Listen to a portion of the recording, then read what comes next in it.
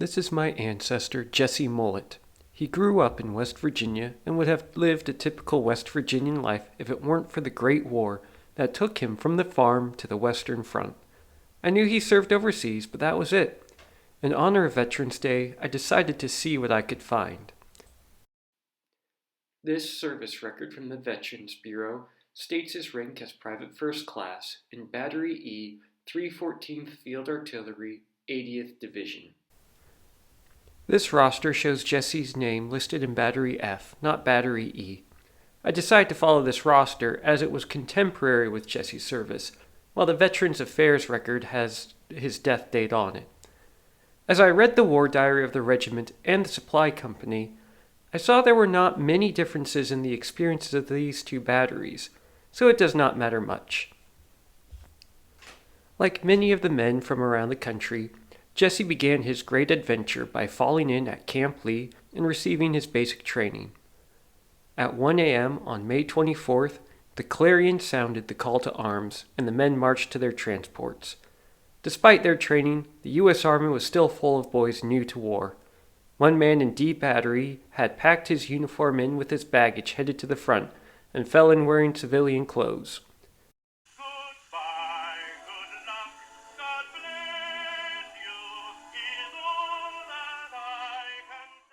They boarded the USS America. The USS America had an intriguing history. In 1912, the vessel sent the famous telegram warning ships of icebergs just a few hours before the Titanic sank in the area. Seized from a German company when America entered the war, the America successfully carried troops in both world wars. The convoy of 11 ships plus escorts assembled May 26th by Hampton Roads. The final farewell was semaphored by a tugboat, "Good luck, goodbye." The convoy itself was quite an eye-opener to the 314th. Guns had been added to the ship, manned by crack Italian naval crews. The convoy flagship was another former German ocean liner, the USS von Steuben. Unlike the America, she had served as a German armored raider for a time before being captured and converted. Life aboard was a series of drills, instructions, exercises, and free time. No lights after sunset, and every man wore their life vest aboard the way they would wear their gas masks at the front. As one man records, there were 6 meals every day, 3 up and 3 down. The 14 days of zigzagging to avoid submarines ended at the port of Brest, America's only wartime port.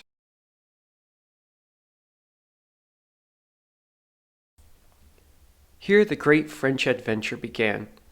From Brest, the famous Chauveau 8 Homs 40 trains took the regiment to Redon for training. The supply company book gave a glowing review of the French trains, though many other diarists disagree. A few days were spent discovering the French lifestyle in Redon. It was widely remembered as the best part of the boys' time in France. The next stop was Camp de Meuse near Vannes, a place more akin to Fort Lee with its barracks. The artillerymen practiced. Gas drills were held daily, and every man had to wear their mask for an hour while performing their duties. The men also got their first look at Germans. Prisoners of war did many of the menial tasks around the camp. When the regiment was deemed proficient, they entrained for the front. September 12th and 8 p.m.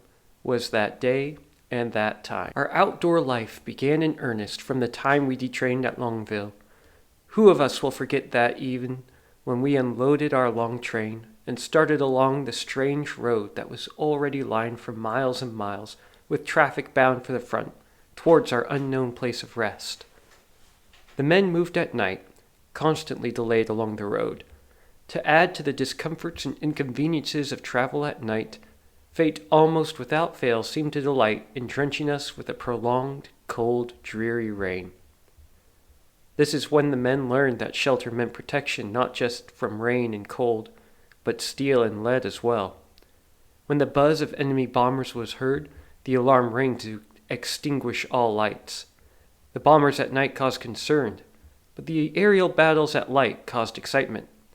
Camouflage discipline was enforced to confuse enemy aviators, though it also made accomplishing any of the regiment's own tasks much more difficult.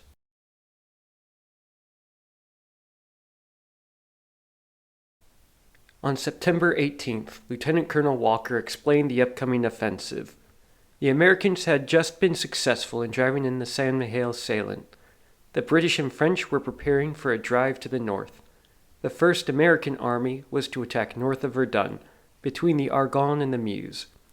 This drive would be in cooperation with our allies, the whole effort being directed at the important rail center of Mézières-Charleville. The 314th was ordered to a location called Le Mort-Holmes. Heavily fought over by the French and Germans early in the war, the men used pre-existing fortifications and trenches, like this German supply trench. They arrived at night, and as the sun came up were greeted with the side of a hill battered by years of war. A battery F-man described the hill as plowed by continuous shell fire, with not a sign of vegetation except a solitary blood-red poppy here and there, its dome resembling in some respects a human skull. This hill presented a picture of desolation. The opposing armies lay deadlocked for almost 3 years. It remained now for us to break the lines. The guns were emplaced on the 24th. A few shots were fired to register targets, but orders were to hold fire until the true bombardment began. On September 25th, at 11:30 a.m., Jesse fired his first shots in anger. It is often said that artillerymen don't see the destruction they caused, so I went to one of the main towns targeted during the first day to see what the effects were. Today, a pleasant little town called Bethencourt sits at the bottom of the hill. Up above, you can see Le Mort-Holmes. However, this idyllic village is a different town. The original town was so destroyed that all that remains is a cemetery. Many other towns in the region suffered the same fate.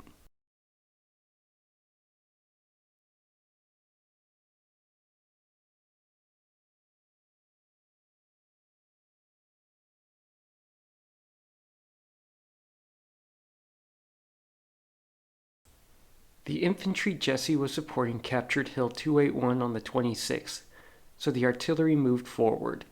2nd Battalion was in the 2nd Valley west of Hill 281, about where this farm stands today. Enemy counter-battery fire was light, but great excitement came from 13 enemy planes strafing and bombing the batteries. Only one horse was wounded, however. This was also the first time the men fired gas at the enemy.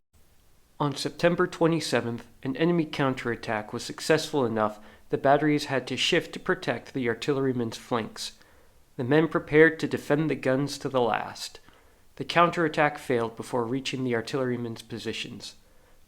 After all this initial excitement, things settled down to a pattern of firing support missions for infantry and harassing the enemy. The infantry had such a tough time dislodging the Germans, it took until October 3rd for another move forward.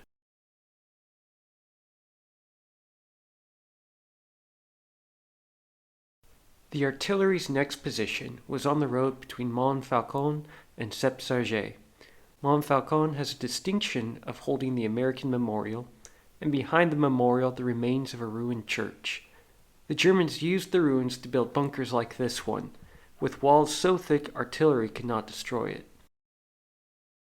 Once again, the men had a slow time, enlivened only by such events as a gas attack on Septsarges or a French refusal to assist in an attack. 350 aeroplanes flew over the position one day. Men took the time to collect souvenirs, sometimes sneaking to no man's land. Enemy counter-battery fire was initially heavy, but was reduced as the German guns on the east side of the Meuse River were pushed back. The infantry were exhausted. The artillery fired rolling barrages several times to help them advance, but the infantry often failed to get into the position on time. Forward reconnaissance was uncomfortable with moving the guns forward, but eventually they did. The regiment's time in Nanterloy started with accusations of friendly fire. The artillerymen investigated and determined that the friendly fire was actually German fire. By this time, the infantry division out front was so battered, they were replaced by the 5th Division. However, the artillery stayed on. The new division started their first day in the field with hectic reports of German tanks. Battery F was sent forward to engage the tanks in direct fire. They were delayed in setting up, during which time the tanks were discovered to be wagons with painted cloth on top of them. The 5th Division captured their objectives by November 22nd, so the artillery moved forward again to provide support to the 90th Division.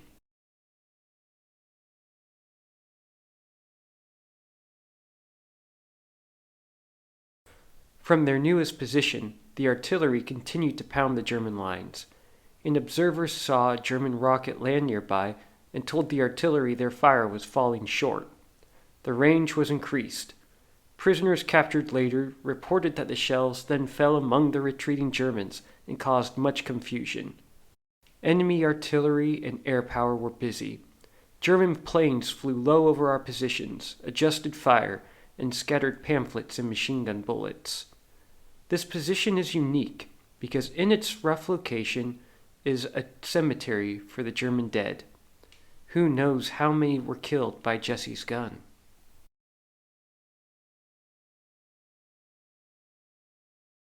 Drenched with rain, weary, hungry, and footsore, our ranks greatly depleted by shell fire, sickness, and the terrific strain, with only 1/4 of our horses remaining, the night of October 31st found us in the Bois du Rat. 2nd Battalion was sent to this small forest to provide direct fire support. At the time, the forest would not have been so full of undergrowth. Most trees had been destroyed over the previous weeks as Americans and Germans fought over it.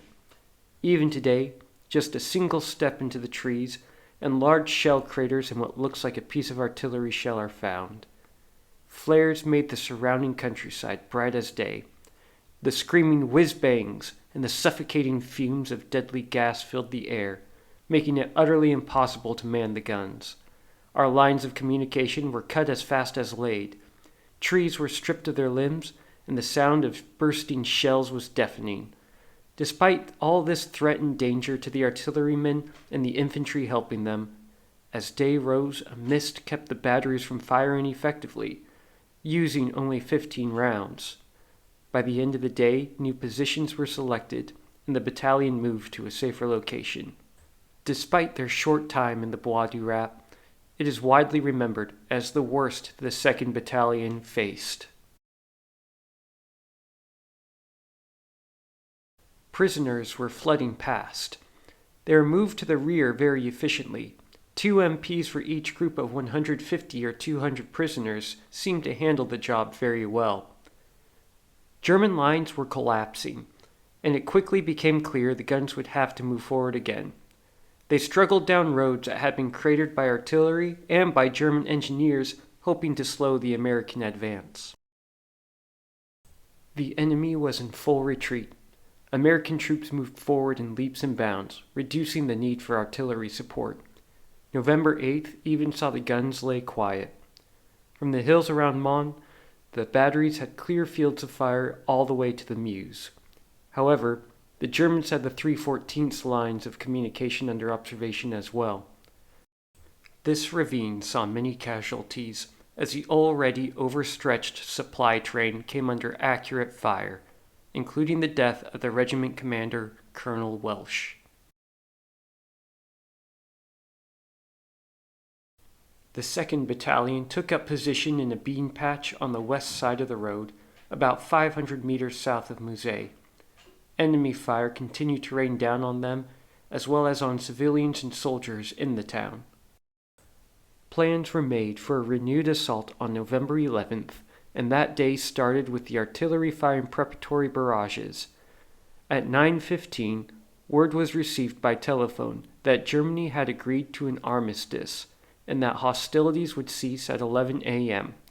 We were to cease firing at once.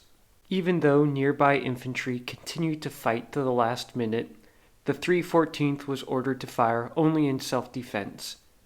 Even when soldiers in Meuse reported incoming artillery, the 314th was ordered to stay silent. While many people today think that the November 11th armistice was clearly the end of the war, to the people on the ground at the time, the armistice was no such sign of a permanent peace. A bulletin from the 3rd Army Corps in Meuse included these 2 points. 4. Every emphasis will be laid on the fact that the arrangement is an armistice only and not a peace.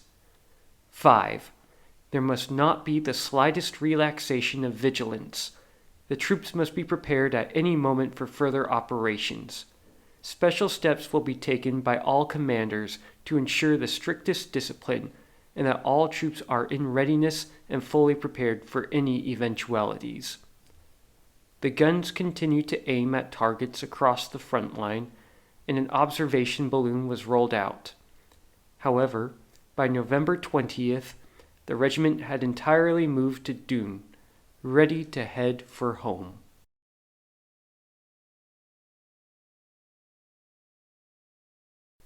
In the words of a Battery F man, the Great War is won, and our duties in the great army of Uncle Sam are ended.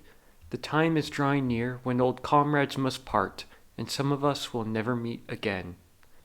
After several months of relearning the practices of the peacetime army, the 314th finally got to go aboard a troop transport.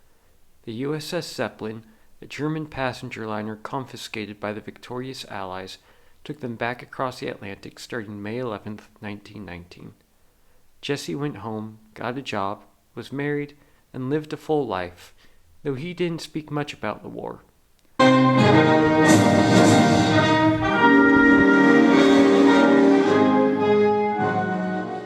But not everyone got to come home. This is the Meuse-Argonne American Cemetery, the largest American cemetery outside the U.S. It is to the men buried here, as well as the men buried in this less noticed graveyard, and to all the soldiers and civilians buried in these fields, that I dedicate this video.